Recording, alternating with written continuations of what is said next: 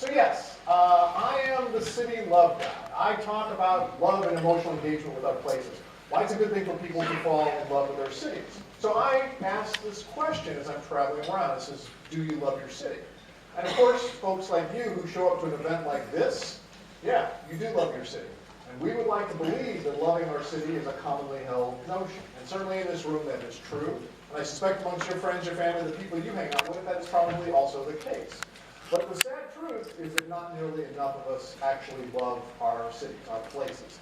So it's on us. Those of us who do love a place, who care about a place, we have to be the emotional standard bearers and carry that message of love out there and help our fellow citizens see and feel the city the way that we do. Because remember this, emotions are contagious. You smile, I smile. You cry, I feel bad.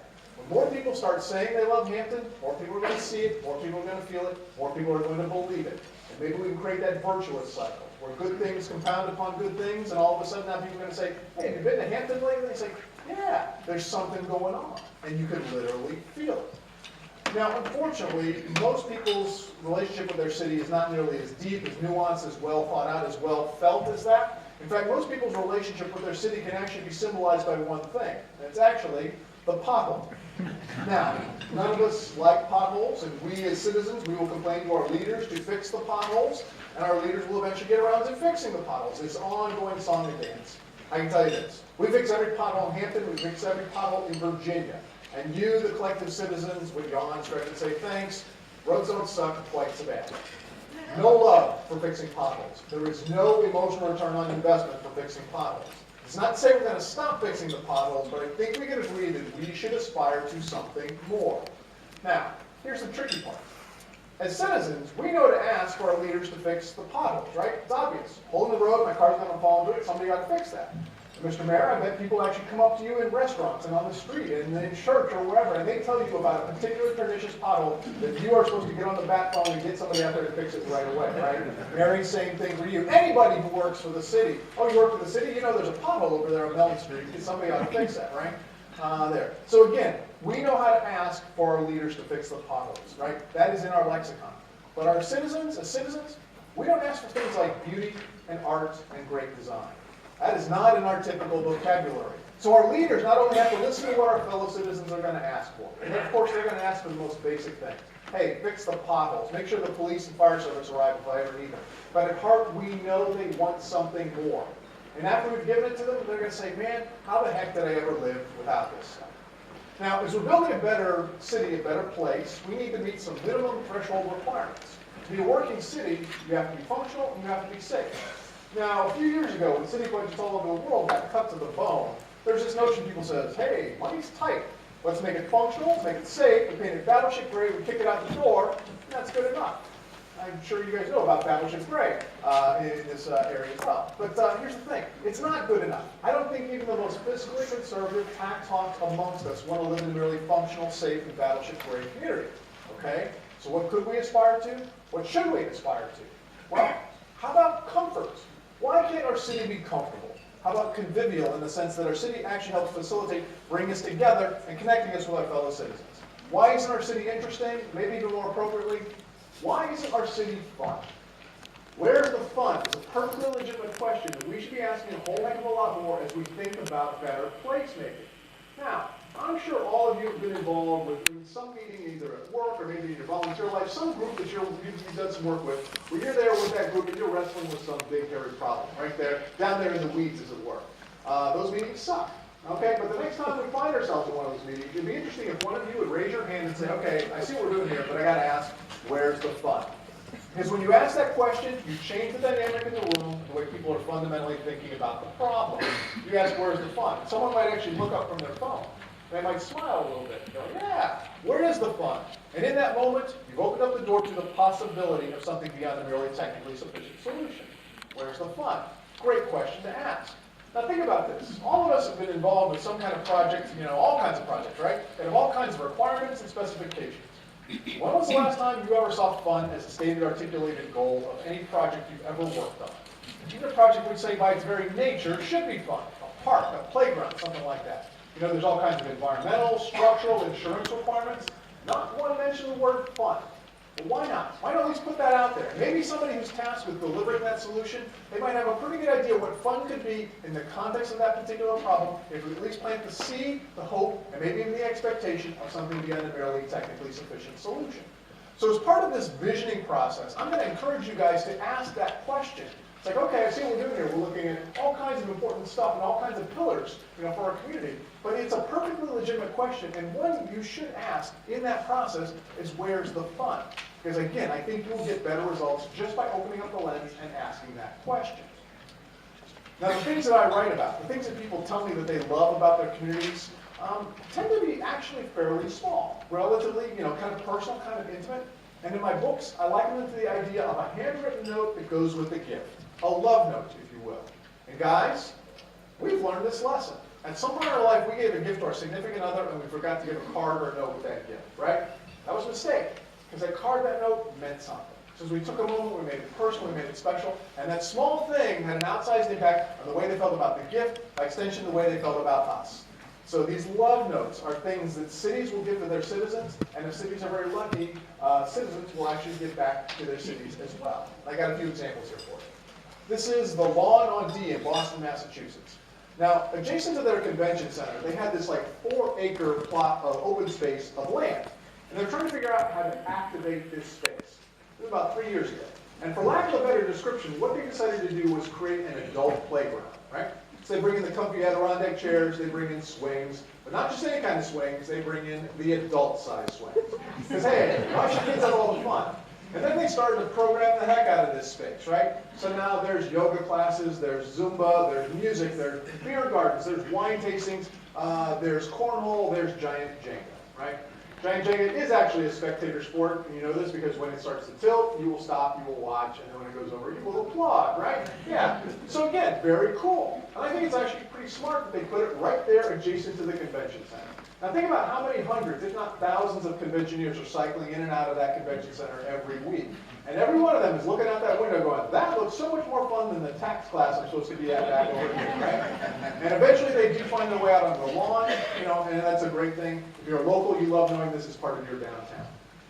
Now, in the grand scheme of Boston, this is a small thing, but I suspect it would have a pretty big outsized impact the way you see and feel about the city as a whole. Small things, outsized impacts. Speaking of small things, this is a very small thing. This is Mill Ends Park in Portland, Oregon, and according to Guinness, it is actually the world's smallest official city park. And it's not much bigger than a planter. But for over 60 years, this little park has been taken care of by the city and the Parks Department, and they take great pride in dressing it up and theming it, and taking very good care of this tiny little park. How awesome is that? Locals love it. If you're a tourist, you think, that's adorable. And of course, you take a picture, right? So again, a small thing with an outsized impact. And I saw a few love notes here. I've been here, this is my second day here, so I'm an expert, of course, in all things Hampton, but bear with me, I saw some cool stuff. This is literally a love note, the sign. What's the point of the sign? It's A, to remind you that, hey, love Hampton, but second, to take the picture, right? The photo of. Now that's really pretty cool. Well done there. And then I gotta say, the Coliseum, very unique. That is absolutely lovely. It's like, oh, if you saw that, you go, I'm in Hampton, right? And I think it's kind of cool that it's the lighting. It's either Christmas or fish, one of the two. Yeah. So, but how unique is that? That symbol, that building is iconically yours. Well, you may not have been to a concert in that place in years, but the fact that it's there, you have an attachment to that and to this place, that's a love note, folks. Or how about the carousel? How many folks have ridden on a carousel or had their kids or their grandkids and you have that experience, right? That's got to be an amazing kind of thing. What a legacy, for that. I will say they only take cash, which I think is a mistake. In the age of Square, we can do this with a credit card too. But yes, absolutely a love note. Or how about the Vanguard? Now, I think this is fabulous. I mean, I don't even drink beer. So this is separate from beer, but what a great story. That this building that had sat empty for years, that you guys turn it into, yes, it's a brew pub, but it's a performance venue. The whole idea behind this is people come together and you're creating a sense of community. And what a great story, and what a great second act for that particular building. Absolutely a love note. Dog parks. Dog parks are love notes, with apologies to those of you who own cats and birds and fish and ferrets. You don't walk your cat. And if you do, people think you're a little odd, right? We walk our dogs. When we walk our dogs, we're actually out there using green space, interacting with the environment, interacting with each other, creating a sense of activity that, hey, there's something going on, right? And dog parks are social. In fact, dog parks are probably the most social places in a city. People talk to each other at the dog park. Now, they may not know your name, but they know your dog's name, right? And eventually they will get around to learning your name as well. And that's a bit of social capital that didn't exist before, because the dog has essentially broken the ice and negotiated that encounter for you. Very cool. And there's a side benefit, folks. In a time when we still probably can't afford a whole lot more police and more surveillance and more security stuff, the dogs and the dog owners provide a sense of safety. It's not because you have to own an attack dog or anything like that, but the fact is that we dog owners are out there at all hours of day and night walking our dogs, creating what Jane Jacobs, the great urbanist, called the eyes of strangers on the street. You know, there's nothing worse than walking down a completely empty street, right? We feel pretty exposed by that. But hey, if there's a dog and a dog walker out there, it's all good. So maybe there's some neighborhoods here we'd like to see get better. Maybe it's as simple as a strategically placed little dog park, or even simpler. It's one of those mitts and a stand and the places where the poop faces as dogs are welcome here. It is amazing to me how dogs in cities humanize cities for the better. And speaking of strategically placed little dog parks, I did note your little downtown dog park. Very cool, utterly charming. And you know, here's the thing. Dog parks really don't have to be much bigger than that. So again, this is the kind of thing that absolutely could be, let's spread the love out there. Because again, these can become catalysts for neighborhoods that create not only a sense of community, but also provide a sense of safety. So dog parks, yes. Or how about a mural? I love a good mural, right? This is from downtown St. Petersburg, where I live. This is Nikola Tesla from the Shine Mural Arts Festival a couple years ago. That's pretty awesome. But then this mural is actually being worked on across from the hotel where I'm staying at there, right downtown. This woman's been beautifully painting for the last couple of days. I'm not sure when she's going to be done, but that's an immensely cool mural. So yeah, what's that? The Soul Train.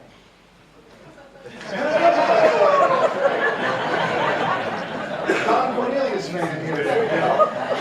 So cool, right? So again, dressing off our buildings. You know, the thing about murals and stuff like this is, I can't paint.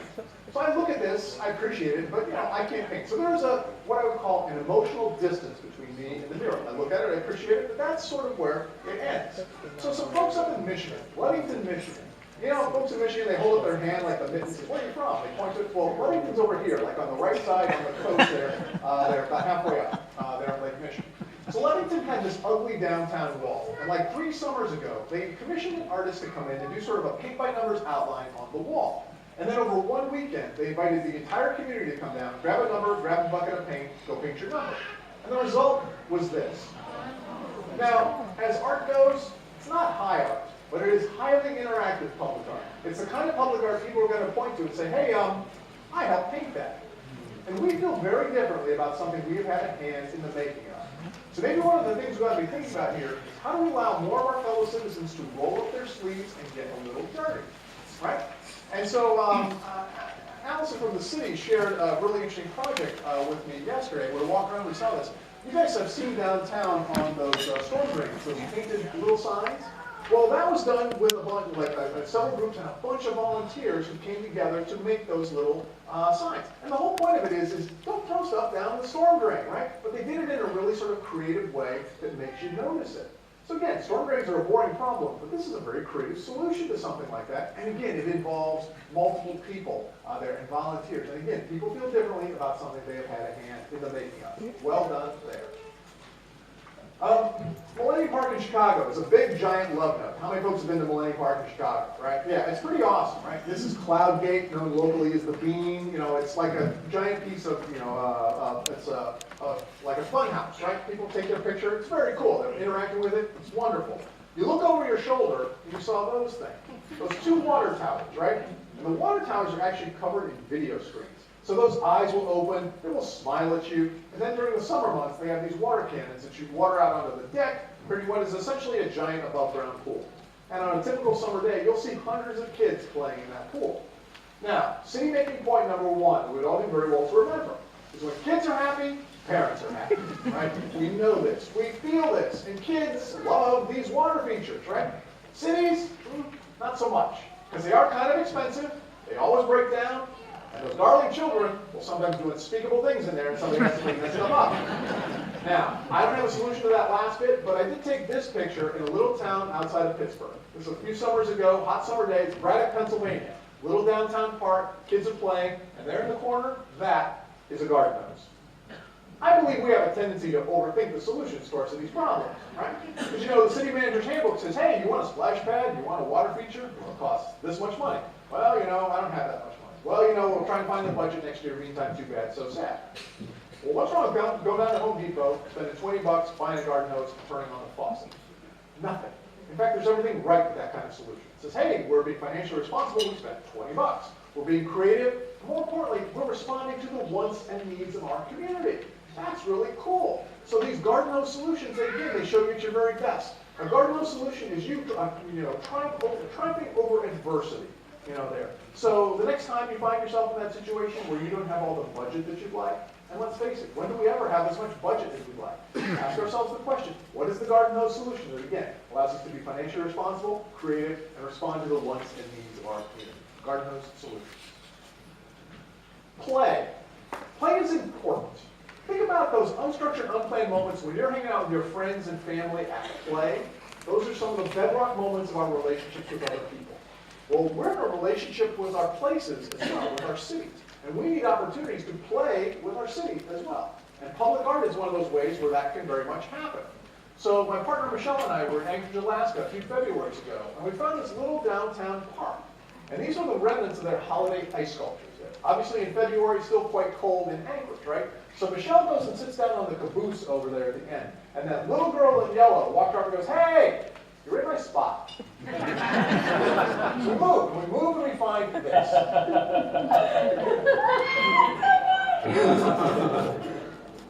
All right. City making point number 2. You want people to make that face in your city. When people make that face in your city, good things are going to happen in your city. Not only are we going to go back and talk about, hey, we had a great time in Anchorage, Alaska. We're going to put up all kinds of fun stuff on social media, YouTube, Facebook, Twitter, Instagram. We're going to write some positive Yelp reviews. We're going to be in a good mood, and we're probably going to spend some money. And people don't make that face in your city when you fix potholes for them. No. They make that face in your city when you surprise and delight them. Surprise and delight, like fun, don't have to cost a whole lot of money, but they do need to be seen as legitimate objectives in the work that we do. Now think about that. All of you have clients and customers or citizens that you are accountable to. When was the last time you went into work with the goal of surprising and delighting your clients, your customers, your citizens? Probably not often, if ever. But that's a good day to go to work. Today I shall surprise and delight the citizens of Hampton. That's a good day to go to work, sir. And again, it doesn't have to cost a whole lot of money. Because you know what she's sitting in? Frozen water. Frozen water, some creativity, some imagination, thinking about the problem in a different way. Now, granted, frozen water is easier to come by in Anchorage, Alaska than it is in Florida, where we live. Nonetheless, there's always something lying around that if we thought about it in a different way, we might come up with some wildly cool stuff that we could actually do with that. So surprise and delight. Well, what would it look like if maybe a city embraced the idea of surprise and delight? Might look something like Greenville, South Carolina. Yeah, so we have fans, all right. So Greenville will tell you that they're the best downtown in America, and they make a very strong case for it. This is their main street there, and all kinds of local restaurants, local shops on both sides of the road, fantastic tree canopy. At the far end of this road, there's this amazing waterfall in this park called Falls Park. It has this incredible footbridge that goes across it. This place is so good, other cities go there to study it, right? Yet amidst all this incredibly well done big stuff, and by big stuff, I do mean expensive stuff. My lasting impression, the story I tell to folks like you, is actually about something very, very small. It's actually the mice on Main. These little brass mice. And the story goes like 15, 16 years ago. A high school student came into the mayor's office with this idea. He goes, hey, Mr. Mayor, I want to do this scavenger hunt downtown. I want to catch these little brass mice. I want to put them downtown and encourage people to sort of go and explore the city as they live with the mice. The mayor said, interesting. How much money do you need? And the kid said, like $1,200. And you bet, for $1,200, the mayor said sold. And so they cast the mice, they put them downtown, and now you'll see people walking around downtown. They get the maps and the restaurants and shops, right? It says, okay, come to this particular street corner, turn 45 degrees, look up. Boom.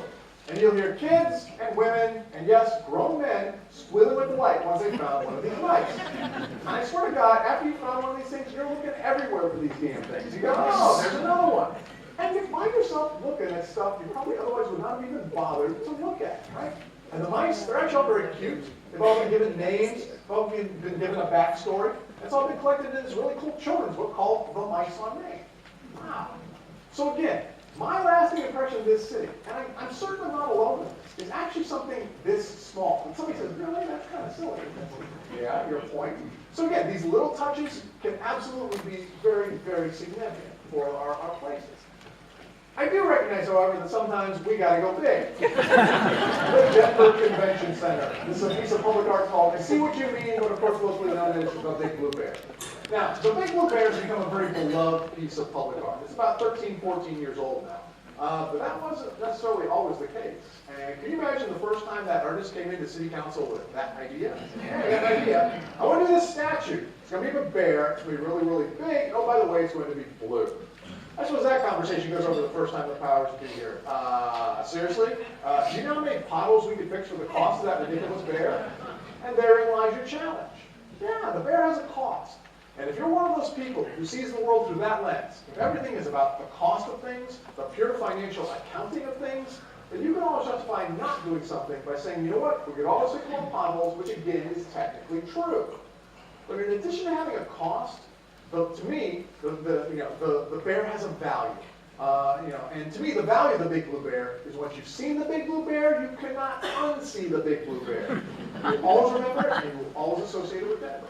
And think about how many photographs are taken of this thing every day. Hundreds, maybe even thousands. Every one of those photographs that goes out there in the social media, every one of those is a smile, is a postcard, is a love note from the city of Denver. That absolutely has value. You know, there's lots of people who want to hold our elected officials' feet to the fire about the cost of things. The cost, the cost, the cost. Well, it sometimes seems like those people who know the cost of everything, they don't seem to understand the value of anything.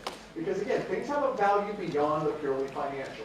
And if we want to live in the type of community that has room for things like beauty, art, great design, and big blue bears, then we need to speak up and we need to fight for that stuff, right? And folks, this is an argument we can win. You know, so the next time we're having this conversation about the cost of things, what we're going to spend on something, fine. It's like, okay, let's talk about the cost. And then let's also talk about the value, and remember, things have a value beyond the purely financial. And if folks really want to get snippy about this, well, then let's talk about the cost of ugly. Let's talk about the cost of boring.